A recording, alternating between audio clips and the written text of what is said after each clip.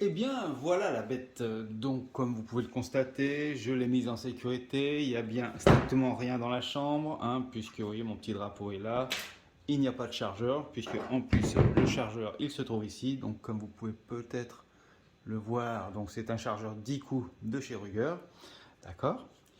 Il faut savoir que j'ai mis une poignée car j'aime bien au niveau de la préhension de l'arme, moi, être plutôt en appui très ferme.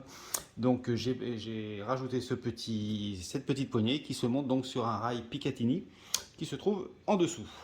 Évidemment, il y a un deuxième rail Picatinny ici pour mettre la fameuse visée dont je vous ai parlé tout à l'heure. Il faut savoir que c'est donc une arme en takedown, c'est-à-dire qu'elle est démontable. Pour pouvoir la transporter facilement, vous l'ouvrez, excusez-moi, tac, tac, et voilà. Et donc vous vous retrouvez avec une arme divisée en deux. Donc c'est plutôt sympa pour le transport, bien évidemment, à condition que ce soit safe, hein, avec un petit verrou de pontet et tout ce qui va bien, même si là déjà, il faut connaître un petit peu pour la remonter. Donc ensuite, vous pouvez voir ici donc l'extracteur du chargeur, blocage de détente, c'est petite sécurité en plus, d'accord. L'armement de l'arme, ok, ok, voilà. Donc il faut savoir qu'il y a aussi donc des rallonges donc pour la crosse, pour l'adapter donc à votre position et votre longueur d'épaule, hein. Enfin, par rapport à la distance que vous voulez vis-à-vis de votre épaule. Donc il y a 3 rallonges, moi j'en ai mis 2. On peut s'apercevoir que dans la boîte, il y a, elle est livrée donc avec les fameuses 3 rallonges dont je vous parlais, les petites clés Allen, hein, qui permettent de démonter tout ça. Et là, très intéressant, l'adaptateur. Donc on démonte le bloc culasse et on met un adaptateur pour un chargeur Glock. Donc hein, c'est sympa pour ceux qui ont des Glock, comme ça au moins ils peuvent les utiliser. Ici donc livré aussi avec un petit cadenas, hein, pour mettre l'arme en sécurité, comme je vous l'ai dit tout à l'heure.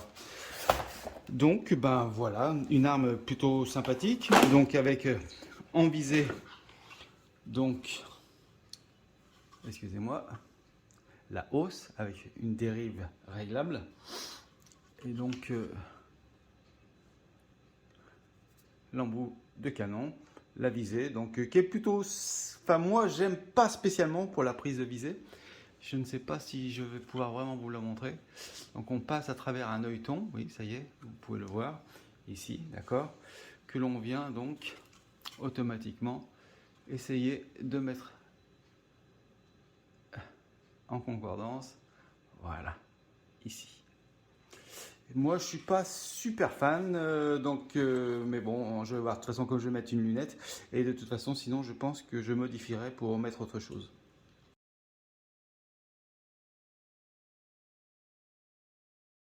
Donc voilà. Donc on va remonter l'arme. Alors pour la remonter, c'est encore plus simple que pour le démontage, hein, d'accord.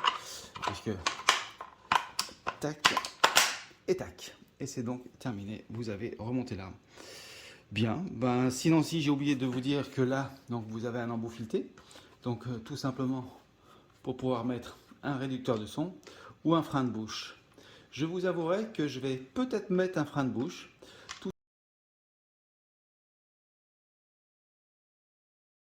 tout simplement parce que donc après les premiers essais que j'ai fait de cette arme, et ben mine de rien, bon attention, hein, soyons clairs, c'est pas très violent, mais il y a un léger recul qui m'a un petit peu surpris, très très léger, hein, mais je pense qu'avec un petit frein de bouche, probablement ça lui donnera un look un peu plus agressif et ça améliorera peut-être cette petite sensation, je dis bien sensation de recul que j'ai eu à la première prise en main. Donc ben voilà, je vais arrêter ici pour la présentation de l'arme. Après, elle plaît ou elle ne le plaît pas, c'est une histoire de goût. Moi, j'aime beaucoup l'esprit carabine et comme je vous disais, le fait de ne pas être comme tout le monde avec des styles AR-15 et puis avec la poignée Magpul, etc., etc.